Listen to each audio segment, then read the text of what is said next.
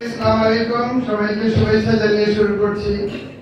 আপনারা অনেকক্ষণ ধরে আমি খুব অ্যাটেনশনে শুনছিলাম যে দুটো খুব ডিটেইল ক্লাসরুম টাইপের, আমি একটা ক্লাসরুমে বসে এটা শুনতে চাই। আবার অনেক ইম্পর্টেন্ট কথা ছিল, এপিডেমিওলজির কথা, স্ট্যাটিস্টিক্সের কথা, এগুলা হারিয়ে যেতে যেন না যায়। একটা বুকলেটে করে যদি আমাকে দেওয়া হয় বা সার্কুলেট করা হয় তাহলে খুব ভালো হয়। পরবর্তী যেটা ফাইটোকেমিস্ট্রি শুনলাম সেটা আরো চমকপ্রদ এবং very close to my heart. আপনারা দেখতে পাবেন যে আমরা গ্রাম্যভাবে খুব সীমিতভাবে এগুলো করার চেষ্টা করি।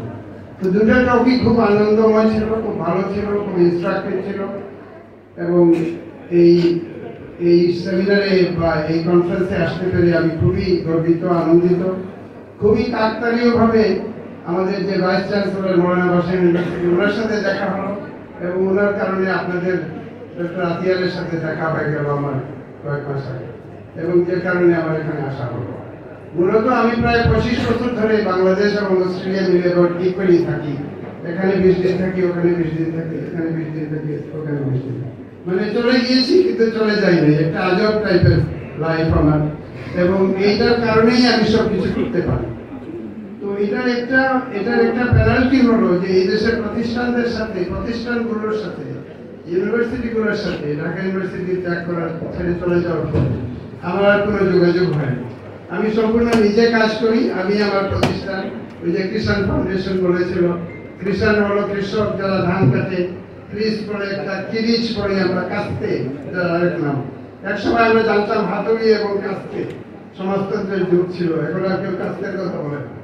তো এই কাস্তে যে ব্যবহার করে সে হলো কৃষক, এবং সিঙ্গাপুর এয়ারলাইন্স ফ্লাই করে দেখবেন ওখানে বলে ক্রিস ফ্লায়ার, যে অনেক ফ্লাই করে সে ক্রিস ফ্লায়ার। ওই ক্রিসটাও একটা তরবারির মতো, কিছুটা তরবারি, কিছুটা কাস্তে, কিরিচ বলি আমরা, ওইটাই ক্রিস, এবং ওইটা যে ব্যবহার করে সে হলো কৃষাণ, এবং আমার প্রতিষ্ঠানের নাম কৃষাণ ফাউন্ডেশন। এটাই আমার পরিচয়। তো শুরু করি এখন। আজকে আমার কি বলার আছে এখানে, এই পরিবেশে, এই ইউনিভার্সিটিতে আমি কেন এসেছি এবং কেনই বা আমি বলবো। তো মূলত আমার যে ক্রাফটটা, আমার যে হাতুড়ি বলতে পারে বা আমার যে কাজটা, সেটা হলো এগ্রিকালচার এন্ড বায়োটেকনোলজি। এই জিনিসটা আমি জানি, এটার বাইরে আমি কিছু জানি।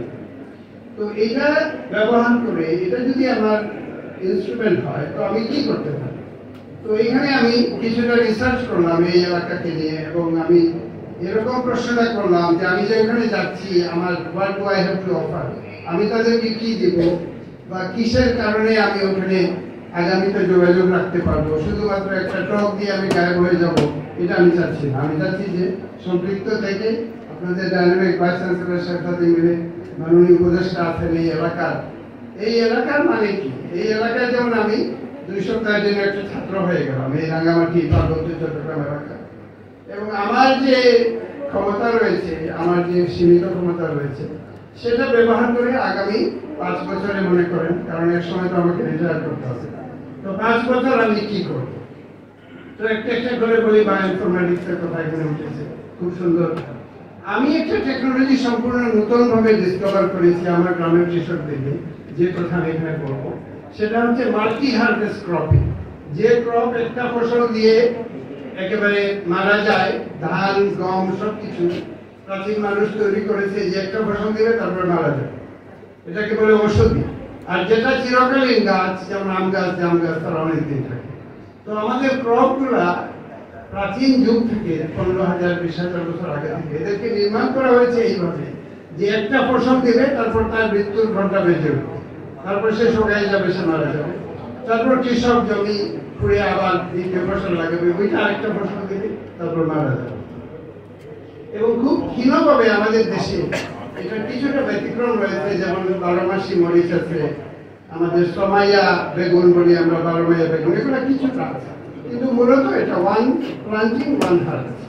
কিন্তু আমি এই জিনিসটাকে সম্পূর্ণ উল্টে দিয়েছি, এবং গত 25 বছরে কৃষকদের সাহায্য নিয়ে দীর্ঘ টাইম এবং মানি ডিপ্লয় করার পরে আমরা 5 হারভেস্ট রাইজ করেছি, যে একটা গাছ একবার ফসল দিবে, হারভেস্ট করার পরে আবার উঠে 45 দিন পরে আরেকটা দিবে, এবং সারা বছরে 5টা ফসল দিবে।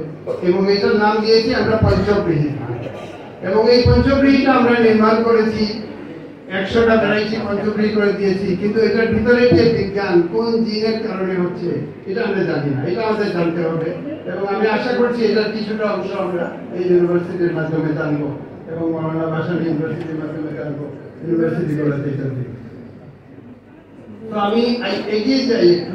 আমরা কোথায় দাঁড়িয়ে আছি আমি আমাদের বাংলাদেশের পূর্বাংশ এখানে দেখাচ্ছি। তো আপনারা দেখেন উপরের অংশটা, সিলেটের যে অংশটা যেখানে আমার বাড়ি, সেখান থেকে আপনাদের চট্টগ্রাম, পার্বত্য চট্টগ্রামের উত্তর সীমান্তের দূরত্ব অনলি 45 কিলোমিটার। 45 কিলোমিটার না, 45 কিলোমিটার। আমরা গুগল ম্যাপ থেকে এটা মেপেছি আজকে গতকাল। তার মানে আমি আপনাদের প্রতিবেশীর লোক, আমি আপনাদের কাছের লোক।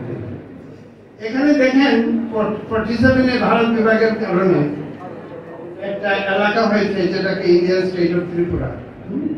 তো আমরা ছোটবেলায় শুনেছি, আমার পূর্বপুরুষ 13th সেঞ্চুরিতে যখন আসলো ইয়ামেন থেকে, তারা এসেছিল মধ্যপ্রাচ্য থেকে, এসে একটা ত্রিপুরা ফ্যামিলিতে বিয়ে করেছে। এবং আমি ডিএনএ সিকোয়েন্সিং করে দেখলাম আমি 10% সাইনো টিবেটান যেটাকে বলে, মানে আমি 10% আমি ত্রিপুরা। আমি আপনাদের এলাকার লোক, এই এলাকা 10% যেমন আমার শরীরকে যদি ভাগ করা হয় তো 10% হলাম আমি ত্রিপুরা। যেভাবে আমাদের ইতিহাসে ছিল, পারিবারিক ইতিহাসে, যে কোন পরিবারে করলো, ওইখানে ধর্মনগরে কি হলো, কে ছিল, সব আমরা জানি, এটা বলার সময় তো না। কিন্তু যখন ডিএনএ সিকোয়েন্সিং করলাম, এবং ডিএনএ সিকোয়েন্স করলে মানুষকে ক্যাটাগরাইজ করা যায়, যেমন বিভিন্ন এলাকার মানুষ, তো সাইনো টিবেটান কতগুলো ট্রেড আছে জাপানিদের সাথে, চাইনিজদের সাথে। এবং রবীন্দ্রনাথ লিখেছেন, হেথায় আর্য, হেথা অনার্য, হেথায় দ্রাবিড় চীন, সুন্দর পাঠান মুঘল এক দেহ। তো এই চীনকে, এই চীন হলো ইস্টার্ন ট্রাইব, সাইনো-টিবেটান ট্রাইব, যেটার একটা অংশ ডেফিনেটলি এই এলাকার মানুষজন, কিন্তু এটার একটা অংশ আমরাও। এখানে হাইব্রিডিং হয়েছে, ইন্টারমিলিং হয়েছে, মিক্সচার হয়েছে। এবং ত্রিপুরা রাজার অধীনে, ত্রিপুরা রাজা আমাদের বাড়িতে বসেছিলেন একসময় একটা বিবাদ মেটানোর জন্য। ত্রিপুরা রাজার নৃপতি বলা হতো, বিশাল ব্যাপার। তো ওনার কর্তৃত্বে এবং ওনার নির্দেশে এবং ওনার কারণে ব্রিটিশের আমলে আমাদের এলাকা চলছিল। এবং আপনারা দেখেন সায়েন্স ডাজন্ট কেয়ার অ্যাবাউট কোন বর্ডার আছে, কে কোন দেশ ভাগ করেছে, এটা জেনেটিক্সের কোনো ব্যাপার না। মানুষের ডিএনএ কোনো ন্যাশনাল বর্ডার মানে না, তাই না? যেভাবে উইং মানে না, যেভাবে সূর্যালোক মানে না, এগুলো মানুষ করে তৈরি করেছে। ক্ষুদ্র মানুষ 47-এ ভেঙেছে, 71-এ ভেঙেছে, এটা ক্ষুদ্র মানুষ করেছে। কিন্তু আবহমান কালের যে বিজ্ঞানের যে ধারা, এখানে geography is the most important. তো এটা আমি কেন বলছি যে আমি যেটা করতে পারি সেটা আপনারা এখানে করতে পারবেন, because it is the same longitudinal plane. এটা একই এলাকা, এবং এই পাহাড়গুলো যেভাবে নেমে এসেছে, আপনি যদি আরো জুম করে দেখেন, দেখবেন যে সিলেটের পূর্বাংশ এবং উত্তরাংশের সাথে বৃহত্তর সিলেটের যেরকম হিলটেক্সের কোনো তফাৎ নেই। আমি খুব র্যাপিডলি মুভ করতে হবে, কারণ আদারওয়াইজ কোথায় কথা পাচ্ছি। তো এই এলাকাকে আমরা কিভাবে ভাগ করতে পারি? দেখেন, পার্বত্য চট্টগ্রামের বেশিরভাগ এলাকা হচ্ছে ফরেস্ট এবং ফরেস্ট্রির যোগ্য, বাকিটা হচ্ছে হর্টিকালচারের যোগ্য। এবং খুব ক্ষুদ্র একটা লাল যেখানে দেখাচ্ছে সেখানে প্যাডি। মানে আমি যদি পঞ্চবড়ি এখানে নিয়ে আসি, তাহলে এটা অনলি 4% আপনাদের ল্যান্ডে এটা রেলেভেন্ট হবে। জুমে হতে পারে, জুমকে আমরা নতুন ধরনের একটা জুম করতে পারি, যে ধানটা কাটা হবে এটা বন্ধ যাবে, এক্সট্রাকশন বন্ধ করতে হবে না। তো আমি এই ধরনের হাইব্রিড জুম বা নতুন জুম বা নিও জুম বলতে পারেন। আপনাদের সাথে কথা বলবো, এখানে ডিস্ট্রিক্ট কাউন্সিল মহোদয় আছেন বা এলাকার যারা আছেন। আর ফরেস্টের প্রসঙ্গে বলি, আমি একটু খুব র্যাপিডলি আমার টেকনোলজির কথাগুলো বলে ফেলি, তারপর আমি গুছিয়ে বলবো। তো আমরা এখানে একটা পেপার থেকে এটা নিয়েছি যে এখানে আমরা এই ভেজিটেশনকে কিভাবে আমরা নিয়ন্ত্রণ করবো এই এলাকায়। আমাকে যদি একটা ব্লুপ্রিন্ট দেওয়া হয় আমি কি করবো? তো এখানে দেখেন প্রিজার্ভ ফরেস্ট হতে পারে, এখানে বিভিন্ন ধরনের একাশিয়া হতে পারে। আগরকে নিয়ে আমার অনেক আগ্রহ, কারণ আমার প্রতিবেশীরা আগর করে পড়ালেখাতে। আমার কাছে, আমি একজনকে ফরেস্ট্রির এক প্রফেসর অলরেডি বললাম যে আগামী সপ্তাহে আপনাকে 200টা আগরের গাছ পাঠাতে। তো এই ইউনিভার্সিটিকে কোলাবোরেশন শুরু করার জন্য 200টা আগরের গাছ পাঠিয়ে দিতে আমি প্রস্তুত এই মুহূর্তে। হ্যাঁ, এটার জন্য একটা ক্লাব দেওয়া দরকার। তো আমি খুব খুশি করি, আমি কি করেছি? আমি করেছি ক্রপ ব্রিডিং সিস্টেম আছে পেরেনিয়াল, যেটা কাটলে আবার হয় বারবার শস্য দেয়, আপনারা জানেন আম জাম লিচু এরকম। আর আমি ধানকে সেরকম করে দিই, এটা আমার একটা কাজ। এবং ধানের একটা কাজই নেপিয়ার গাছ, বাম দিকে এখানে আমার বাড়িতে ছবি দেখতে পাচ্ছেন, এটা ওই রকম। কাজেই আমি নেপিয়ার গাছকে দেখে অনুপ্রেরণা পেলাম যে ধানকে আমি নেপিয়ার গাছের মতো করে তুলবো, এবং আগামীতে সিডের মাধ্যমে কোনোদিন ধানের প্রচার ঘটবে না, সিডের মাধ্যমে হবে না, শুধুমাত্র একটা কাটিং এর মাধ্যমে হবে। আমরা ধানকে অলমোস্ট এরকম করে ফেলছি, খুব কাছাকাছি, যে একটা কাটিং লাগিয়ে দিলে ধান গাছ হয়ে যাচ্ছে। আরেকটা টেকনোলজি আমি উদ্ভাবন করেছি, সেটা হচ্ছে ফিস, মানে ফার্টিলাইজেশন ইন্ডিপেন্ডেন্ট সিড। এটা নেচারে কভার স্টাডি হয়েছিল গত বছর। এটা হচ্ছে যে বীজের জন্য কোনো পিতা লাগবে না, পলেন লেস সিড, এক ধরনের ভেজিটেটিভ, অনেকটা পঞ্চব্রীহির মতনই, কিন্তু এক্সেপ্ট এটা বীজটা হবে, কিন্তু বীজে কোনো ফার্টিলাইজেশন লাগবে না, পিতৃহীন বীজ, শুধুমাত্র মায়ের শরীর থেকে বীজটা হবে। এই টেকনোলজিটা আমরা করেছি, এটা পাবলিশ হয়েছে ন্যাচারে, এবং এটা আমরা আন্তর্জাতিকভাবে করছি। তো এটা কেন করলাম? হাইব্রিড করলে, হাইব্রিড আপনারা জানেন যে হাইব্রিড সিড ফার্মার কিনে তারপরে ওইটা থেকে আর বীজ রাখতে পারে না, কারণ শস্যটা নষ্ট হয়ে যায়, আবার কোম্পানির কাছে যায়। কিন্তু আমাদের টেকনোলজি, ডান দিকে দেখতে পাচ্ছেন, বাম দিকে দেখতে পাচ্ছেন যে হাইব্রিড লাগালে কি হয়, এক একটা গাছ এক এক নমুনার হবে জানি, কিন্তু আমাদের টেকনোলজি ব্যবহার করলে প্রত্যেকটা হাইব্রিড হবে, প্রত্যেকটা হাইব্রিডের বাচ্চা আবার হাইব্রিড হবে। And this will go on forever, just like vegetative Napier গাছ যেরকম একটা কাটিং থেকে ধানটা ছড়িয়ে পড়বে, ঠিক এখানে বীজটা যেমন একটা ভেজিটেটিভ হয়ে গেছে। এই দুটো আমরা করেছি, এটাতে পিতার কোনো প্রয়োজন নেই। টার্মস আউট এভোলিউশনারি বায়োলজিতে পৃথিবীতে পিতা আসার আগে শুধু মায়েরাই ছিল। একটা লিটল সেল যখন ছিল, এটা বলে মাদার টু ডটার বাডি। যাই হোক, এটা একটা বিরাট এখন একটা সাইকোলজিক্যাল আলোচনা হয়ে যাবে, একটা পলিটিক্যাল আলোচনা হয়ে যাবে, সেখানে নাই বা গেলাম। কিন্তু মূলত একটা টেকনোলজি ব্যবহার করে আমরা পিতৃহীন বীজ করতে পেরেছি। আমি কোথায় এটা করি? আমার গ্রামের একটা চিত্র, খুব র্যাপিডলি আমি একটা ফটো সেশনের মতো দেখাবো। এখানে একটা নদী আছে, ড্রোন উড়িয়ে আমি প্রথম শৈশবে এখানে ছিলাম, সারা জীবন কাটলাম, জানতাম না যে এরকম একটা ব্যান্ড অফ দ্য রিভার আছে, কিন্তু ওইখানে প্লেন উড়ে না। এবার যখন ড্রোন উড়ালাম, দেখলাম একটা beautiful band in the river. এই রিভার ব্যান্ডের পাশে আমি কৃষিটা করি, এবং সাম্প্রতিক সরকার খুব ভালো, ওরা আমাকে হেল্প করছে, নদী থেকে ইরিগেশন করার জন্য পানি টানি করে দিচ্ছে। তো আমরা যেটা করি সেটা হচ্ছে পঞ্চব্রীহি। বাম দিকে ওই সিলেকশনটা দেখানো হয়েছে যেটা আমরা করি, ডান দিকে দেখানো হয়েছে একটা টি শেপ, ধান পেকে গেছে, তো থাকার কথা না, এই কারণে পেকেছে যে একবার কাটার পরে এটা দ্বিতীয়বার পাকতেছে, আর বাইরে কৃষকরা যে ধান লাগিয়েছে এটা সবুজ রয়েছে। তার মানে অতি দ্রুত আমরা র্যাপিড সাইক্লিং রাইস করে একই জমি থেকে আমরা 5টা বছর দ্রুত পেয়ে যাই, যেখানে সাধারণ কৃষক হয়তো একটা কি 2টা পাবে। এইভাবে আমি মানুষকে মোবিলাইজ করে এটা করেছি। এটা কোনো স্টুডেন্ট করে নাই, কৃষকরা সেই কাজটা করেছে। এবং আমরা যখন এটা পেয়েছি সিলেকশনের মাধ্যমে, এই মুহূর্ত যে একটা ধান কাটার পরে হচ্ছে, আপনারা ডান দিকে দেখতে পাচ্ছেন যে কাটার কর্তৃত্ব অংশ থেকে ধানটা গজাচ্ছে, গজিয়ে দ্বিতীয় ফসল দিচ্ছে। এটা আমরা স্যাটেলাইট থেকে দেখতে পাই, স্যাটেলাইটের মাধ্যমে ধান যে কাটা হয়ে গেছে, আবার দ্বিতীয়বার গজাচ্ছে, তৃতীয়বার, চতুর্থবার, পঞ্চমবার আমরা স্যাটেলাইট থেকে দেখতে পাই। এবং দেশের সমস্ত ধানকে যখন আমার পাশাপাশি আমার ধানের সাথে লাগাইছি, এটা দেশের সবগুলো হাইব্রিডকে বিট করেছে। আপনারা নিচের ছবিতে দেখতে পাচ্ছেন 4টা পর্যায়ক্রমিক ফসল একই গাছ থেকে এসেছে, number 1, number 2, number 3, 4 get that equal. এবং এটাকে যদি আমরা অ্যাড করি তাহলে 20 মণ ধান যেখানে হয় সেখানে 80 মণ পার বিঘা হয়, এবং অবশ্যই হয়েছে। 87,000 গ্রামে এখনো হয় না, সেই রাস্তায় আমরা এখন আছি। এবং যখন আমরা কাটিয়ে এবং বাইরে ফসল দিচ্ছি, এটা রুট গুলো বড় হচ্ছে। ডান দিকে পঞ্চব্রীহি 3টা গাছের রুট দেখতে পাচ্ছেন, বামে দেখতে পাচ্ছেন সাধারণ কৃষকের রুট। রুটের ওজন প্রায় 20 গুণ বেশি, এবং যেহেতু রুট বেশি, সয়েলে বেশি কার্বন যাচ্ছে, তো এটা ক্লাইমেটের জন্য ভালো। আপনাদের যে অংশটা পেরি আছে, যেরকম হিট রাখছে, আমরা এখানে এটা করতে পারি। এখানে দেখতে পাচ্ছেন রুট বেড়ে যাওয়ার ফলে কার্বন বেড়ে গেছে, লাল দেখা যাচ্ছে সয়েল কার্বন আমার ভ্যারাইটিগুলো। বাম দিকে বাংলাদেশের ভ্যারাইটিগুলো, বিহার ভ্যারাইটিগুলো, তাদের সয়েল কার্বন মাটিতে যেটা, সেটা আমাদেরটা অনেক বেড়ে গেছে। আমরা অন্যান্য ক্রপকে পেরেনিয়ালাইজ করছি, প্রত্যেকটা শুধুমাত্র ধানে করবো কেন, আমরা মিলেটে করছি, ফক্সটেল মিলেটে করছি।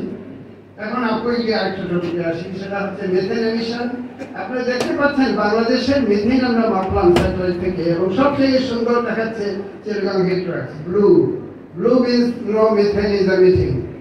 আর অন্যান্য জায়গায় গ্রিন, ইয়েলো এগুলো আছে অনেক মিথেন। ঢাকা একটা ধক করা হৃৎপিণ্ডের মতো অনেক মিথেন এমিট করতেছে, লাল দেখাচ্ছে। এবং এটা একটা অসাধারণ দৃশ্য, এবং Chittagong heat works can be proud of it for the region of the country which is emitting the least amount of methane. তারপর আমরা করলাম কি, আমরা ঢাকার মিথেনকে, ঢাকা শহরের মিথেন আর রাঙ্গামাটির মিথেন আমরা কম্পেয়ার করলাম, বাম দিকে দেখতে পাচ্ছেন। এবং আমার সহকর্মী এখানে আছে, সে সেটা করেছে, সে কথা বলবে, তাহমিদা রাম চৌধুরী। তো দেখেন কি অসাধারণ দৃশ্য, ডান দিকে রাঙ্গামাটি, বাম দিকে ঢাকা। এবং মিথেনকে আমরা কালারফুল করে দিচ্ছি, যত মিথেন হবে তত লাল, আর যত কম হবে তত blue. So this is like a methane-less country বলতে পারেন আপনাদের এরিয়া, এভাবে একটা ডিক্লারেশন স্লোগান দিতে পারেন। এই মাপামাপি এবং মিথেন মিটিগেশনের টেকনোলজির জন্য আমাকে আন্তর্জাতিক প্যাটেন্ট দেওয়া হয়েছে। আমি because we don't like publish anymore, we just get patent. এখন একটা নতুন বিজ্ঞানে একটা নতুন কালচার এসেছে যে আমরা জার্নালের পিছনে দৌড়াই না, আমরা টেকনোলজিটা ভ্যালিডেট করে একটা প্যাটেন্টের জন্য apply। এটা আমি 2000 কোভিডের টাইম থেকে করেছি, পেপার পাবলিশ করা বন্ধ করেছি। তো অনেকগুলো আন্তর্জাতিক প্যাটার্ন, ইউএস প্যাটার্ন। আরেকটা বিশেষ মিথেন হচ্ছে যেটা ক্যাটারের পেট থেকে বেরোয়, এটা নিয়ে জাস্ট কিছু কথা বলি। ওটার জন্য আমাকে একটা আন্তর্জাতিক প্যাটার্ন আমার সহকর্মীদেরকে দেওয়া হয়েছে। এটা কি কারণে হলো, একজন ফাঙ্গির কথা আগে বলেছিলেন, একটা ফাঙ্গি আছে কার্বোলারিয়া, সেটার নাম্বার হচ্ছে 48, আমরা নাম্বার দিয়েছিলাম কারণ আমরা 5000 ফাঙ্গি এস্টিমেট করেছিলাম। তো আপনারা দেখেন এটা এমন একটা এনজাইম বানায়, এখানে দেখানো হয়েছে, অত বেশি বিজ্ঞানে যেতে চাই না, বাট এটা এনজাইম বানায় কার্বোনেডিয়াম হালোপারক্সিনেজ। এবং এটা যখন বানায় তখন তার গরুর পেট থেকে মিথেন গায়েব হয়ে যায়। তো এখানে অনেকগুলো প্যাটেন্টের কভার ছবি আছে, কিন্তু মূল কথা হলো আমাদের টেকনোলজি যখন ইউজ হয়, আপনারা ডান দিকে দেখতে পাচ্ছেন একটা অস্ট্রেলিয়ান এক্সপেরিমেন্ট, যেখানে একটা গরুর পেট থেকে প্রথম মিথেন নির্গত হচ্ছে। আর যখন আমাদের ট্যাবলেটটা খেয়েছে, আমাদের ফাঙ্গিটা একটা ট্যাবলেট ফর্মে খেয়েছে, দেখেন সব মিথেন গায়েব হয়ে গেছে। এবং পৃথিবীর one of the largest source of methane হলো ক্যাটল। এবং এই যে বাংলাদেশের এত মিথেন আপনারা দেখতে পান, কোরবানির ঈদ যখন হয় এবং 10,000 গরুকে এক জায়গায় রাখা হয়, বাংলাদেশে 10 মিলিয়ন, 1 কোটি গরুকে কোরবানি দেওয়া হয়। এটার ভ্যালু হলো $20 বিলিয়ন। যদি আপনি শুধুমাত্র $1,000 মনে করেন একটা গরুর দাম, তাহলে we are slaughtering $20 billion worth of cow, and how much methane it is emitting. এটা আমি আমাদের পরিবেশের উপদেষ্টা রেদওয়ানা হাসানকে বললাম যে প্লিজ লেটস ডু সামথিং। এই টেকনোলজি ইজ অ্যাভেলেবল। অস্ট্রেলিয়ানরা যেহেতু আমি ডিসকভার করেছি, তারা আমাকে বলেছে তোমার দেশকে বলো তারা এটা নিবে কিনা। এখানে উপদেষ্টা মহোদয় আছেন, আমি সবিনয় করছি। অস্ট্রেলিয়ান অ্যাম্বাসেডারও লিখেছে বাংলাদেশ সরকারকে। ফরিদা আক্তার আমার সাথে দেখা করবেন 26 তারিখ, আপনি প্লিজ ওনাকে বলেন যে এটা তোমরা নিয়ে নাও, এটা বাংলাদেশের জন্য নিয়ে নাও। চিটাগং হিট ওয়ার্কসের দরকার নেই, এটা হিট করছে না methane, but rest of the country করছে। এখন আমি প্রবাবলি ফাইনাল, কারণ I don't want to make it too long. এটা অত্যন্ত জরুরি চিটাগং হিট ওয়ার্কসের জন্য, সেটা হচ্ছে আগর গাছ। তো ডান দিকে আপনারা দেখতে পাচ্ছেন আমার প্রতিবেশী, আমি কুলাউড়া উপজেলার সাউথ সিলেটে মৌলভীবাজার ডিস্ট্রিক্টে, আর আমার পাশে হলো Barlekha. Barlekha is the king of agar. বড়লেখার Mahtab Saheb is one of the richest man in Bangladesh. ওনার এক বাড়ি আছে, এটা লাইক 153টা বেডরুম আছে, and he is known for being very rich by selling agar to the Arabs. তো কিভাবে আগর হয়, এইভাবে প্যারেড মারা হয়। এইভাবে প্যারেড মারলে এই সুতানগর বড়লেখা আসলে আপনারা ওখানে গিয়ে দেখতে পারবেন। তারপর প্যারেড মারার পরে ভিতর থেকে নানান সিক্রিশন হয়, এখানে একটা ফাঙ্গি বাসা বাঁধে। ফাঙ্গি তো নাকি তো কেউ জানে না পড়ালেখার, কারণ তারা তো মাইক্রোবায়োলজিস্ট না, তারা জানেন প্যারেড মারবো, তারপরে জাল দিব, তারপরে নিয়ে ওই আতর বিক্রি। কিন্তু what is responsible are the fungi, এবং এই ফাঙ্গিগুলোকে যখন আইসোলেট করা হবে, কাঠের টুকরার মধ্যে ফাঙ্গিকে কোয়াইলেট করা হবে, তখন অনেক বেশি আগর হবে এবং অনেক সুন্দর হবে। এরকম একটা হাইটেক জিনিস এখানে হতে পারে, আমি সম্ভাবনাটা বলছি। এই যে ফাঙ্গিটা ডান দিকে ফিজালিয়াম ডানে, আর বামে দেখাচ্ছে যে কোন কোন ফাঙ্গি আগর প্রডিউস করে। এটা আমার কথা না, this is very much in the literature, কিন্তু কেউ আগ বাড়িয়ে কাজটা এখনো করে নাই। আরেকটা টপিক আমি কভার করি, সেটা হচ্ছে আমরা দেখলাম এইটা আপনাদের যেরকম হিট হচ্ছে না, এটা হয়তো রোহিঙ্গা ক্যাম্পে ছিল, প্রপার ছিল আগে কক্সবাজারের কাছে। আমরা স্যাটেলাইট দিয়ে দেখলাম যে 2015-তে জায়গাটাতে ছিল, এখন দেখেন জায়গাটার উষ্ণতা বেড়ে গেছে, গাছগুলা গায়েব হয়ে গেছে, টেম্পারেচার লিটারালি রেড জোনে চলে গেছে। তো যে বৈশ্বিক উষ্ণায়ন হচ্ছে, এটা এখানে হচ্ছে, চিটাগংয়ে হচ্ছে, হ্যাপিলি আল্লাহর হুকুমে এখনো চিটাগং হিটএক্সে হচ্ছে না, বাট হবে। যারা গাছ কাটছে তারা এই উষ্ণায়ন তৈরি করছে, সবাইকে এটা বলতে হবে। এখানে এই এলাকার এবং আমাদের এলাকার একটা কমন হচ্ছে, আমি ম্যাপে দেখাচ্ছি যে আমরা বাঁশ খাই। বাংলা ভাষা করে কেউ কাউকে বাঁশ দিয়েছে, আমি এটা খুব খারাপ কথা, কিন্তু আমরা বাঁশ দিই না, কিন্তু আমরা বাঁশটা খাই, বাঁশের তৈরি খাই, হাঁস দিয়া এবং বাঁশ দিয়ে আমরা ছোটবেলায় শুনেছি হাঁসের মাংস। তো আমার মনে হয় আমার অনেক স্লাইড আছে, এগুলো বলে আরেকটা দিন হয়তো বেশি মধ্যে আমাকে ডাকবেন আরেকটু টক দেওয়ার জন্য। আমার মনে হয় যে আরেকটা দিন আমরা এসে বাকি কথাগুলো বলবো। আমি আমার আমি একটু সামারাইজ করে কি করলাম, আমার কতগুলো ক্যাপাবিলিটি আছে। আমার যেমন একটা হাতুড়ি আছে, আমি লোহা খুঁজতেছি, পেরেক খুঁজতেছি মারার জন্য, এইভাবে বলতে পারি। তো এখানে বিজ্ঞান হচ্ছে হাতুড়ি, আর পেরেক হচ্ছে একটা জায়গা যেখানে এই হাতুড়িটা কাজ করবে, এইভাবে একটা রূপক করতে আমরা করতে পারি। তো সেরকম হিটএক্সকে দেওয়ার মতো আমাদের অনেক কিছু আছে, কিন্তু আমরা তো জবরদস্তি করে দিতে পারবো। আপনাদের কোনো একটা ব্যাপারে আমাদেরকে ডাকতে হবে। আমাকে আমার গ্রামের লোক, আমার আন্তর্জাতিক গ্রুপ রয়েছে, সাদার্ন ক্যালিফোর্নিয়া রয়েছে, সবখানে পৃথিবীতে যারা কাজ করেছে, তাদের নাম আমি এখানে এখন বলছি না। তো সবাই আসবে, এখানে কাজ করবে, আপনারা যেটা বলবেন সেটা করবে, এরকম একটা মেকানিজম তৈরি করেন। এবং এই ইউনিভার্সিটিটা ডাইনামিক প্রফেসর এবং ওনার সহযোগী, ওনার ভাসানী প্রফেসর, আমাদের ভাইস চ্যান্সেলর মহোদয় আছেন, আপনাদের ভাইস চ্যান্সেলর আছেন, আরো আমি শুনেছি যে বেশ কয়েকজন আপনাদের ক্লাসমেট ভাইস চ্যান্সেলর। তো এটা তো বিরাট সুযোগ। আমরা তো তাই না, রবীন্দ্রনাথ বলেছিল যে ওরা সব জয়ের তৈরি কর, তারা সব জয়ের তৈরি কর। তো দিস ইজ ভেরি গুড। আমরা ইংরেজিতে বলি hallelujah, very good, now let's do something about it.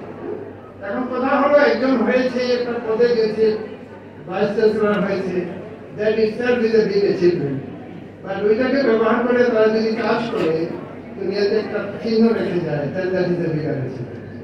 চলুন আমরা সবাই মিলে কোনো কাজ করি এবং যেরকম হিটএক্সের সপক্ষে, এই মহান এলাকার সপক্ষে পৃথিবীতে আমরা একটা ঘটনা রেখে যাই, একটা দাগ সৃষ্টি করি। ধন্যবাদ।